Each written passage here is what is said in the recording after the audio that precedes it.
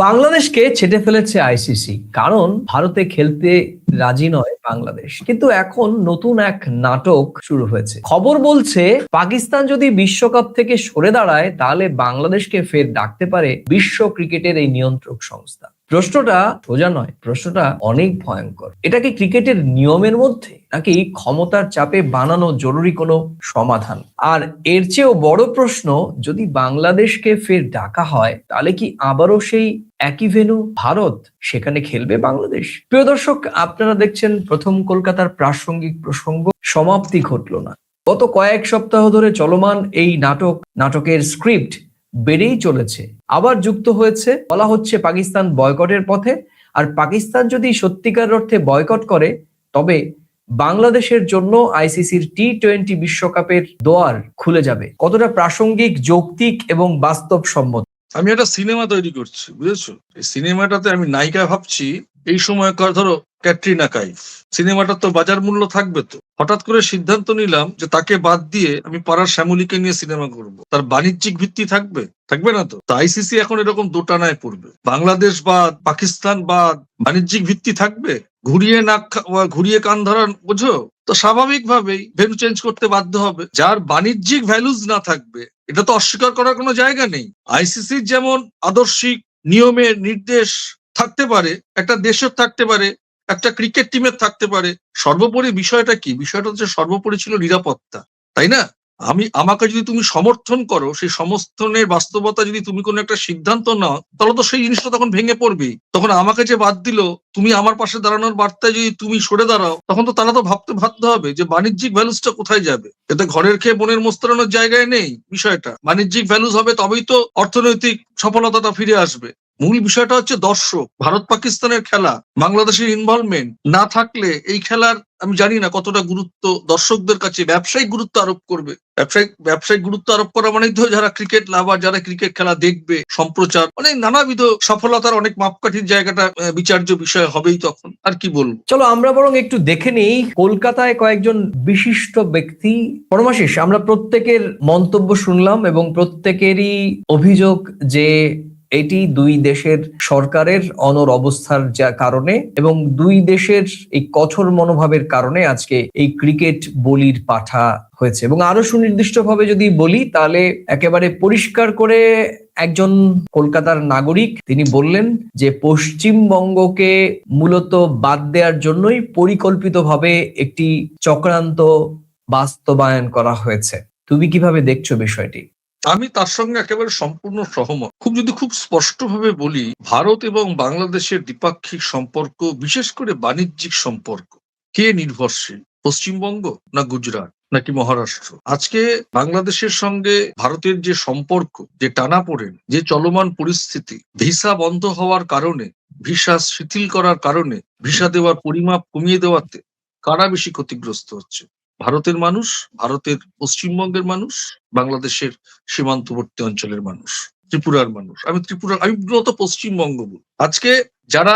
আজকে তুমি যদি, আমি খুব নিরপেক্ষতার সঙ্গে যদি কথা বলি, যে পশ্চিমবঙ্গের কোনো পরিযায়ী শ্রমিককে মহারাষ্ট্রে, গুজরাটে, উত্তরপ্রদেশে, ওড়িশায় শুধুমাত্র সন্দেহের ভিত্তিতে মৃত্যুবরণ করতে হয়, হেনস্থা হতে হয়, সেই জায়গায় দাঁড়িয়ে খবর যখন বাংলাদেশি পরিচয় তকমাতে প্রচার প্রচারণা হচ্ছে, গণমাধ্যমে প্রকাশ পাচ্ছে, সেখানে দাঁড়িয়ে বাংলাদেশের সাধারণ মানুষ, সেখানকার অন্তর্বর্তী সরকার বা কোনো ক্রিকেট প্রেমী, সে যদি মনে করে যে এই মুহূর্তে ইন্ডিয়াতে যাওয়াটা আমাদের কাছে কতটা নিরাপদ হবে, সেইটা ফিল করে, বোধ করে, তাতে অন্যায় কোথায়? আমরা কি পরিষ্কার করে বলতে পেরেছি মুস্তাফিজুরকে আমরা কেন বাদ দিলাম, কোন আসপেক্টে বাদ দেওয়া হয়েছে?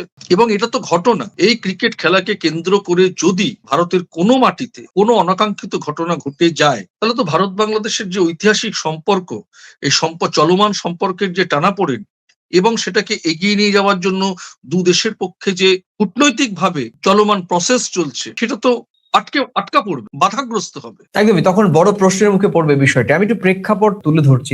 তুমি তো জানো যে নিরাপত্তার উদ্বেগ দেখিয়েই বাংলাদেশ ক্রিকেট বোর্ড আইসিসির কাছে তাদের ভেন্যু পরিবর্তনের আবেদন করে। ক্রিকেট কাউন্সিল, অর্থাৎ আন্তর্জাতিক ক্রিকেট কাউন্সিল, সেই আবেদন খারিজ করে দেয় এবং একেবারে শেষ মুহূর্তে এসে তারা সিদ্ধান্তে জানিয়ে দেয় আপনাদের, অর্থাৎ বাংলাদেশকে খেলতে হবে ভারতেই। কিন্তু বাংলাদেশ অনড়, ফলাফল তারা বাদ এবং সেখানে ঢুকে পড়ে স্কটল্যান্ড। দেখো, গল্পটা এখানেই কিন্তু শেষ হয়ে যায়নি, বরং আবার নতুন ফ্যাক্টর হিসেবে যোগ হয়েছে পাকিস্তান।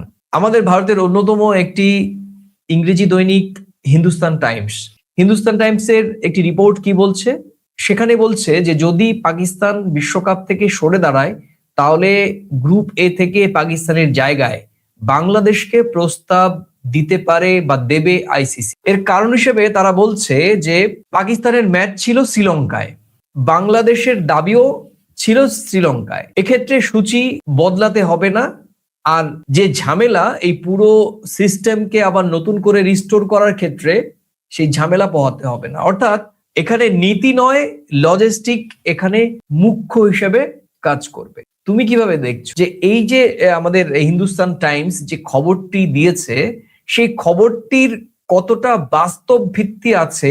এবং সরাসরি বলছি, পাকিস্তান কি শেষ মুহূর্তে এই সিদ্ধান্তে অনড় থাকবে কিনা, বা তারা সত্যিকার অর্থে, আমরা তো শুরু থেকে বলেছি তারা বাংলাদেশের পক্ষে নয়, তারা ভারতের বিরুদ্ধে অবস্থান করছেন। এই মুহূর্তে আমি যদি তর্কের খাতিরে বাংলাদেশের দর্শকদের বা বাংলাদেশি মানুষদের মতের সঙ্গে সহমত পোষণ করে বলি যে হ্যাঁ, বাংলাদেশের মানুষের পাশে দাঁড়াবে পাকিস্তান, সেটা কি আদৌ বাস্তবসম্মত হবে কিনা, বা যদি সেটা হয়ও বাংলাদেশকে আবার আইসিসি ডাকবে কিনা?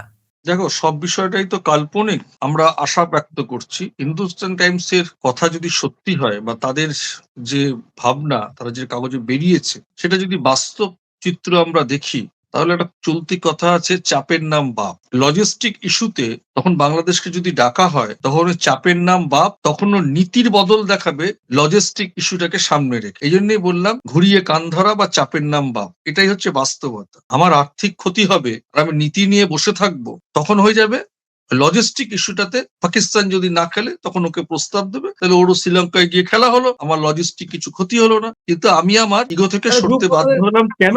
ইগো থেকে সরতে বাধ্য হলাম কেন? যে আমার লস হবে তাই। না, কিন্তু পরমাশিস, দিন শেষে অর্থনৈতিক বিষয়টি সবচেয়ে বড় হয়ে দাঁড়ায় সবার ক্ষেত্রে। বাংলাদেশের ক্ষেত্রেও দাঁড়াবে, ভারতের ক্ষেত্রেও তাই দাঁড়াবে, পাকিস্তানের ক্ষেত্রে তাই দাঁড়াবে, এবং তারপর দাঁড়াবে হচ্ছে তাহলে তো সেখানে গায়ের জোয়ারি চলে না, আন্তর্জাতিক তখন তো সেখানে গায়ের জোয়ারি চলে না, ক্ষমতার প্রভাব চলে না, তাই না? দেখো, এখানে কিন্তু একটা কঠিন প্রশ্ন রয়েছে পরমাশিস, আমি তোমার উদ্দেশ্যে একটু বলতে চাই। সেটি হচ্ছে যে পাকিস্তান কি আদৌ বয়কট করবে কিনা। বাস্তবতা কিন্তু অনেক কঠিন পরমাশিস। পাকিস্তান ক্রিকেট বোর্ড বা পিসিবি, তার চেয়ারম্যান মহসিন নাকভি স্পষ্ট করে বলছেন যে প্রধানমন্ত্রী শাহবাজ শরীফের সঙ্গে আলোচনা হয়েছে, সব বিকল্প খোলা রয়েছে, আগামী শুক্রবার কিংবা সোমবার এই সিদ্ধান্ত জানানো হবে। বাস্তবতার চাপটা কোথায় আমাদের সেটাও দেখতে হবে। প্রথমত আইসিসি, বিসিসিআই, পিসিবি, এটি ত্রিপাক্ষিক একটি চুক্তি রয়েছে হাইব্রিড মডেলে। পাকিস্তানের হাইব্রিড মডেল বলে যেটা প্রচলিত রয়েছে, সেটি কিন্তু মূলত পাকিস্তানের দাবিতেই হয়েছে। পুরো বিশ্বকাপ বয়কট মানেই এই যে তিন পক্ষীয় যে একটা চুক্তি, আইসিসি, বিসিসিআই এবং পিসিবি, এই ত্রিপক্ষীয় চুক্তিটাকে লঙ্ঘন করা। আর সঙ্গে ইন অ্যাডিশন রয়েছে শাস্তি, আর্থিক ক্ষতি এবং সঙ্গে রাজনৈতিক চাপ। কারণ পাকিস্তানের অধিকাংশ মানুষই কিন্তু চান যে এই টি-20 বিশ্বকাপে পাকিস্তান খেলুক, কারণ পাকিস্তানের ক্রিকেট ভক্তরা কিন্তু ভারত পাকিস্তানের উত্তেজনাকর যে খেলা সেটা কিন্তু উপভোগ করতে চান। তাই পাকিস্তানের সম্ভাব্য যে রাস্তা, সেটি হচ্ছে পুরো বিশ্বকাপ থেকে নয়, হয়তো তারা ভারতের ম্যাচগুলো বয়কট করতে পারেন। এটা একটা কোথাও গিয়ে আভাস মিলছে, কিন্তু সত্যিকার অর্থে তাতেই কি সমাধান হয়ে যাবে সবকিছু? বাংলাদেশকে খুঁজে পাওয়া যাবে দর্শকদের এই যে অনুভূতির মধ্যে, যে বাংলাদেশ তো নেই, বাংলাদেশের দর্শক, বাংলাদেশের সাধারণ মানুষ এবং বিশ্ব ক্রিকেটে যারা বাংলাদেশের সমর্থক, তাদের তো অস্তিত্ব থাকবে না এই টি-20 বিশ্বকাপে। না, বিষয়টা তা না। বিষয়টা হচ্ছে যে পাকিস্তান যদি বয়কট করে, পাকিস্তান তো আগে তার নিজের স্বার্থটা দেখবে। কিন্তু এই বয়কটের হুমকি বা এই বিষয় যদি বাস্তব জায়গায় যায়, তখন আইসিসি আর্থিক ক্ষতির কথা ভেবে হয়তো কিছু সিদ্ধান্ত নিতে পারে। সেটা লজিস্টিক ইস্যুকে সামনে রেখেও নেবে, সেখানে হয়তো কিছু নীতির বদল ঘটতে পারে। কিন্তু এটাও ঘটনা, পাকিস্তানের দর্শকরা চায় ইন্ডিয়া পাকিস্তানের এই চরম উত্তেজনাকর খেলা, সেটাও যেমন এই খেলাকে হাইট করবে, মানে অনেকটা জায়গায় উচ্চতায় নিয়ে যাবে। কিন্তু মূল বিষয়টা হচ্ছে কিন্তু একটা বাণিজ্যিক দৃষ্টিভঙ্গি, কার কত আর্থিক ক্ষতি হচ্ছে, সেই প্রেক্ষাপটগুলো অনেক বিশ্লেষণের জায়গা। কোনো এগুলো প্রেডিক্টিভ করে বলা যায় না। কিন্তু পাকিস্তান এখানে একটা ফ্যাক্টর হয়ে দাঁড়াচ্ছে এই মুহূর্তে, সেটা আমরা শুক্রবার বা সোমবার অবধি আমাদের অপেক্ষা করতেই হবে। আবার এটাও হতে পারে এই হুমকি দিয়ে এই বাস্তবতাকে বিচার করিয়ে যদি আইসিসির মত কিছু ভিন্নতায় নিয়ে যাওয়া যায়, পরিবর্তন করা যায়, অর্থাৎ খেলাটাকে যদি ইনক্লুসিভ করা যায়, ওকে বাদ দিয়ে নয়, যার বাণিজ্যিক সফলতা যেখান থেকে আসবে সেরকম একটা ভাবনা চিন্তার কৌশলও হতে পারে। এখন তো এইসব না, ক্রিকেটীয় কালচার তো রইলো না, একটা রাজনীতি অবশ্যই এই বিশ্ব ক্রিকেটের মঞ্চে ঢুকেছে। প্রভাব, ক্ষমতার বিকেন্দ্রীকরণের জায়গায় ক্ষমতার চাপ, প্রভাব কার্যকরী করার চেষ্টা চলছে। সেই জায়গা থেকে আমি তো অবশ্যই আশাহত যে ক্রিকেটের খেলায়, ক্রিকেটীয় কালচারে যখন প্রভাব চলে আসে তখন অন্যদেরও তো কৌশল করতে কোনো অসুবিধা নেই। আজকে এখান থেকে যখন বিসিবির চেয়ারম্যান বলেছিল যে আমি সরকারের সঙ্গে কথা বলেও জানাবো, আজকে পাকিস্তানের প্রেক্ষাপটও তাই দেখতে পাচ্ছি, তারাও তাদের প্রধানমন্ত্রীর সঙ্গে কথা বলে জানাবে বলছে। বিষয়টা কিন্তু ক্রিকেট টিম এবং সে দেশের প্রত্যেকটা দেশের সরকারের সঙ্গে বিষয়টা জড়িয়ে গেছে। স্বাভাবিকভাবে আমাদেরও কিন্তু এটা জড়িয়ে আমরা যে যাইনি সেটাও বলতে পারি না। আমাদেরও বিসিসিআইর কর্তা ব্যক্তি দেশের স্বরাষ্ট্রমন্ত্রীর ছেলে। তো স্বাভাবিকভাবেই এখন ক্রিকেটীয় কালচার, তার উত্থান, তার সফলতা কিন্তু অবশ্যই জড়িয়ে রয়েছে বিশ্ব রাজনীতির সঙ্গে। যে যেখান থেকে বিলং করছেন সে দেশের সরকারের সঙ্গে। তো স্বাভাবিকভাবে এখানে কৌশলও চলে আসবে। দেখো, ভারতীয় গণমাধ্যম এই বিষয়টি, বাংলাদেশকে ডাক দেওয়ার বিষয়টি কেন যৌক্তিক বলে মনে করছেন, কোন পয়েন্ট অফ ভিউ থেকে, সেটা একটু বলি। দেখো, যদি পুরো বিশ্বকাপ থেকে পাকিস্তান সরে দাঁড়ায় তখন একটা ফাঁক তৈরি হবে। পাকিস্তান যদি সোমবার অথবা শুক্রবার আচমকাই বলে দেয় যে না, তারা খেলবে না, তখন নতুন একটি দলকে রাজি করানো আইসিসির পক্ষে কঠিন হবে এবং তখন তাদের সূচি ভাঙতে হবে। পুরো যে গ্রুপের সূচি ভাঙতে হবে এবং সম্প্রচার চুক্তিও ঝুঁকিতে পড়বে। আইসিসি যখন এই তিনটে বিষয়ে, প্রথমে তাদের নতুন দলকে রাজি করাতে হবে এবং এত কম সময়ে, দুই হচ্ছে তাদের এই গ্রুপ ওয়াইজ যে সূচি সেটাকে আবার রিস্ট্রাকচারিং করতে হবে, এবং তিন হচ্ছে যেটি সবচেয়ে বড় আর্থিক প্রশ্নের সঙ্গে জড়িত রয়েছে, সম্প্রচার চুক্তি, সেটিও ঝুঁকিতে পড়তে পারে। এবং এই তিনটি জায়গা থেকেই বাংলাদেশ তাদের জন্য, আইসিসির জন্য একমাত্র সোজা সহজ চয়েস।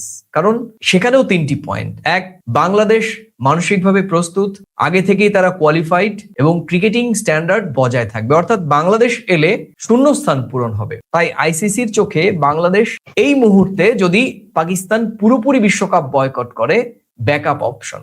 ওই তো ঘুরিয়ে নাক ধরার মতন হলো ব্যাপার। এটা কি তুমি সম্মান না বাংলাদেশকে ব্যবহার, সেটা তুমি কিভাবে দেখছো? এইটা কি আইসিসি সম্মান করে বাংলাদেশকে ডাকলো, নাকি প্রয়োজনে ব্যবহার করার এটা একটা বাস্তবিক আমরা দেখলাম? খারাপ ভাবে বললে হয় ফাটাবাস, বাধ্য হয়ে। এবার তুমি সেটাকে তুমি কিভাবে দেখবে? নিজের স্বার্থ চরিতার্থতা বলবে, নাকি ফাটাবাস বলবে, নাকি ব্যবহার করা বলবে, নাকি টি-20 বিশ্বকাপের সফলতা, আর্থিক স্বাচ্ছন্দ্য, বাণিজ্যিক সাফল্য সবকিছু পায় বাবা, উদ্ধার কর, মানে এরকম তুমি হতে পারে। ফাটাবাস বলতে তুমি কি আইসিসির দ্বিচারিতাকে বোঝাচ্ছ? হ্যাঁ, তাহলে কি, এখন যদি পাকিস্তান সরে দাঁড়ায় তাহলে স্টপ গ্যাপে কাকে? আর্থিক বাণিজ্যিক সফলতাটা তো দেখতে হবে, তো লস করতে পারি না। আজকে যে কারণে বলছিল যে লজিস্টিক সবকিছু চেঞ্জ করতে গেলে ক্ষতি হবে। আইসিসির দ্বিচারিতার একটা যৌক্তিক কারণ আছে। আইসিসি একদিকে বলছে বাংলাদেশে নিরাপত্তা উদ্বেগ গ্রহণযোগ্য নয়, ভেন্যু বদলও তাদের কাছে অসম্ভব। অন্যদিকে পাকিস্তান বয়কট করলে সেই একই ভেন্যুতে, সেই একই শর্তে বাংলাদেশকে ডাক দেওয়ার প্রস্তুতি। তাহলে নিরাপত্তা, নীতি নাকি অজুহাত? আইসিসি কে কেন এই যে দ্বিচারি বলা হবে না? না, সেটা তো আমি দ্বিচারিতা বলবো না। তার কারণ হচ্ছে যে ওরা বলেছিল যে পাকিস্তানে বাংলাদেশকে যদি ওখানে নিয়ে খেলাতে হয় তাহলে লজিস্টিক ইস্যু হবে। এখন ওখানে যদি গ্যাপ তৈরি হয় তাহলে ওদের নিজেদের অসুবিধা নেই, এখানে নিজেদের স্বার্থ চরিতার্থ করা। আমার লজিস্টিক লস হচ্ছে না তো। দ্বিচারিতার জায়গায় তুমি ওখানেই বলতে পারো যে মুস্তাফিজুরকে কেন বাদ দেওয়া হয়েছে, তারা ফিল করছে নিরাপত্তা বোধ। যদি আদর্শিকভাবে আইসিসিতে এই সিদ্ধান্ত হয়, নিরাপত্তাটা তো একটা মূল প্রেক্ষাপট। তুমি তো নিরাপত্তা রিপোর্ট নাও তোমার আন্তর্জাতিক সংবাদ সংস্থা, মানে আন্তর্জাতিক এজেন্সির কাছ থেকে। তুমি খেলতে গিয়ে এই নিয়ম নীতির বাইরে যাবে না, কেন যাবে না? তুমি তো নিরাপত্তাকে গুরুত্ব দাও, তারপর তো তুমি খেলাটা পরিচালনা করো। সেইখানে দাঁড়িয়ে কোনো প্লেয়ার নিরাপত্তার অভাব যদি বোধ করে, তার নিরাপত্তাটা দেওয়ার দায়িত্বটা কার? জোর করে তো কিছু চাপিয়ে দেওয়া যায় না। আজকে তোমার তুমি স্বার্থ চরিতার্থিত হচ্ছে না, আজকে যদি পাকিস্তান সরে দাঁড়ায় তখন তুমি ওকে অপশন দেবে, ঠিক আছে আমার লজিস্টিক ক্ষতি হচ্ছে না, তুমি চলে আসো। এটা সুযোগ দেওয়া না, ও নিজের স্বার্থ চরিতার্থ করা। দেখো যেমন ভাবে দেখবে ফাটা বাসা পড়েছি, বাবা আয়, আমার লস হচ্ছে না, তখন গরিব আর আদর্শ কাজ করবে না, তখন আর্থিক স্বাচ্ছন্দ্য, আর্থিক সফলতা, বাণিজ্যিক লাভ। মানে তুমি বলতে চাইছো যে বাংলাদেশ ইস্যুতে আইসিসি ফাটাবাসে পড়েছে?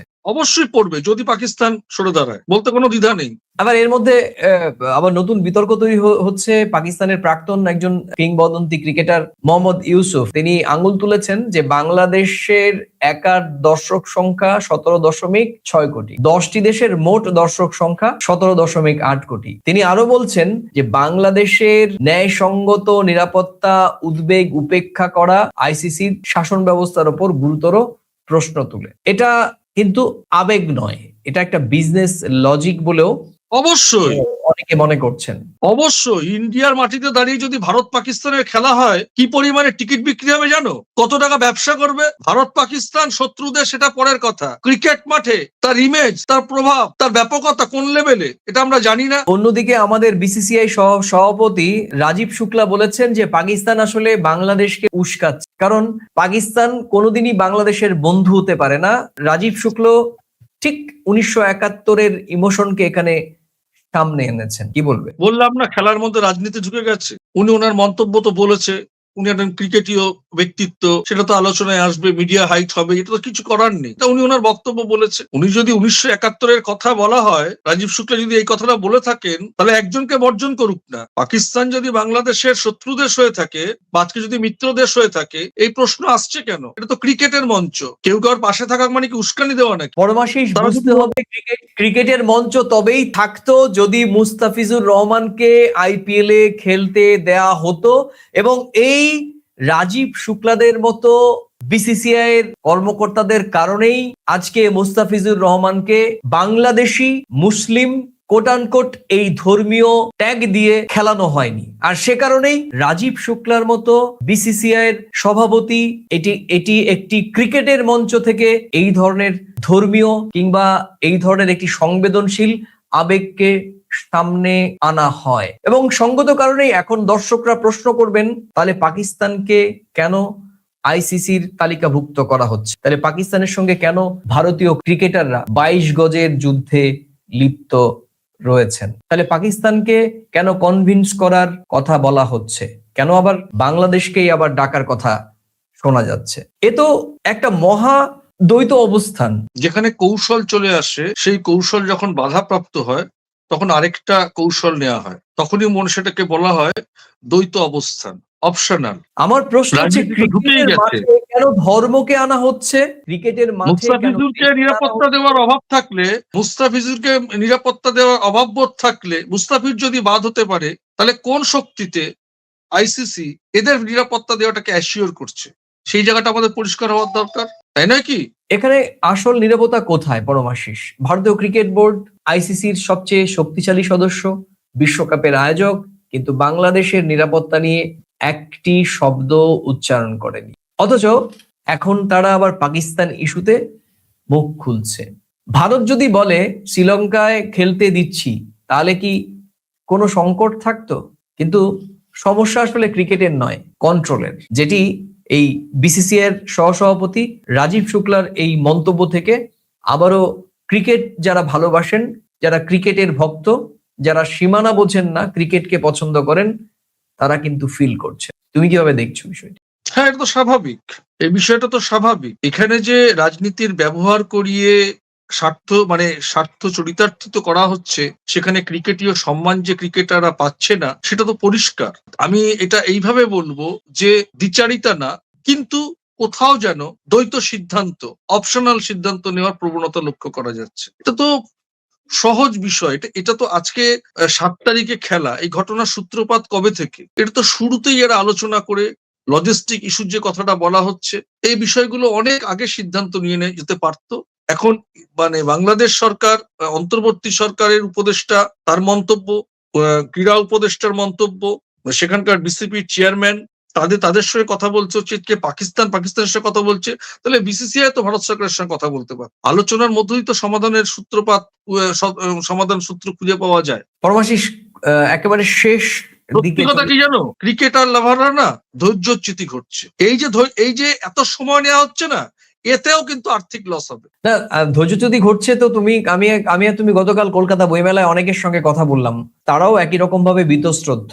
তারা অনেকে খেলাই দেখবেন না এবার তারা বলছেন একেবারে কোট আন কোট যে বলছেন যে বাংলাদেশকে ছাড়া এবার বিশ্বকাপ খেলাটি আসলে জমবে না, বা অনেকেই খেলা দেখবেন না, আর বিশ্বকাপ একটা নগ্ন ভাবে অ্যাসিওর হতে পারছে না তো, দর্শকরা তো অ্যাসিওর হতে পারছে না। ক্রিকেট লাভাররা লক্ষ লক্ষ টাকা খরচা করে টিকিট কাটে, একটা ছুটি নিয়ে বম্বেতে থেকে কেউ কলকাতা এসে খেলা দেখে, কলকাতা থেকে গিয়ে চেন্নাইতে খেলা দেখে। মানুষ একটা শিডিউল থাকে, হ্যাঁ এটা হতে যাচ্ছে কনফার্ম, আমি পার্টিসিপেট করবো, মানে দর্শক আসলে কি আমি খেলা দেখবো। দর্শকরাও তো কনফিডেন্স পাচ্ছে না। 7 তারিখ যে খেলা হওয়ার কথা আছে, তার শিডিউলটি কি এখনো কনফার্ম হয়েছে? হয়নি তো। আমার মনে হয় না অতীতে বিশ্বকাপের এই সৃষ্টি লগ্ন থেকে এখনো পর্যন্ত এই জাতীয় বিতর্ক বিশ্বকাপের ইতিহাসে জমা রয়েছে। শেষ করব পরমাশিস, শেষ প্রশ্ন থাকবে তোমার কাছে যে বাংলাদেশ ডাক পেলে কি খেলবে? সবচেয়ে গুরুত্বপূর্ণ প্রশ্ন কিন্তু এটাই। যদি ভেন্যু না বদলায়, যদি আবারও ভারতে খেলতে বলা হয়, তাহলে কি বাংলাদেশ খেলবে? না, ভারতে খেলার তো অপশন নেই, খেলবে কেন? যদি পাকিস্তান সরে দাঁড়ায় তখন শ্রীলঙ্কার মাঠে দিয়ে গিয়ে খেলবে। আর নতুন তো আর জল্পনা বা নতুন তো আর কল্পনা বা নতুন কোনো আলোচনা, নতুন কোনো সিদ্ধান্ত তো আসেনি যে বাংলাদেশ ভারতের মাটিতে সেই খেলবে। সেরকম কি প্রপোজাল, সেরকম কোনো অ্যাসিউরেন্স কি এসছে নতুন করে? আসেনি তো। বরঞ্চ তারা জিজ্ঞেস করবে আমাদেরকে কেন আবার অপশন করে ডাকা হচ্ছে।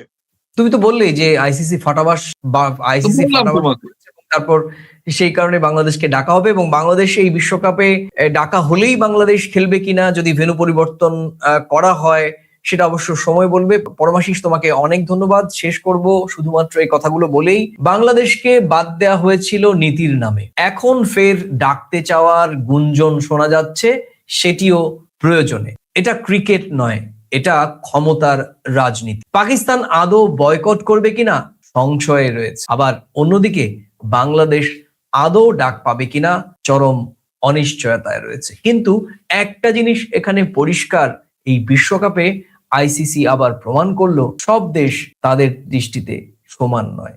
তাই প্রশ্নটা আজ শুধু বাংলাদেশ নয়, প্রশ্নটা শুধু ক্রিকেটের নৈতিকতা নিয়ে। প্রিয় দর্শক, আজ এ পর্যন্তই। আবার দেখা হবে নতুন কোনো প্রাসঙ্গিক বিষয় নিয়ে, প্রাসঙ্গিক প্রসঙ্গ। আমাদের এই ভিডিওর কোন মন্তব্যের সঙ্গে আপনি সহমত, কোন মন্তব্যের সঙ্গে আপনি ভিন্নমত, মন্তব্যের কলামে লিখে জানাতে ভুলবেন না। ভিডিওটি ভালো লাগলে নিজেদের মাঝে শেয়ার করে দিতে পারেন। আজ এই চ্যানেলে প্রথম এলে পুরনো ভিডিও দেখে যদি ভালো লাগে, তবে চ্যানেলটি লাইক বা সাবস্ক্রাইব করতে পারেন। তাহলে আজ এই পর্যন্তই। আবার দেখা হবে নতুন কোনো প্রাসঙ্গিক বিষয় নিয়ে। ততক্ষণ ভালো থাকুন, সুস্থ থাকুন, নিরাপদে থাকুন। নমস্কার। নমস্কার।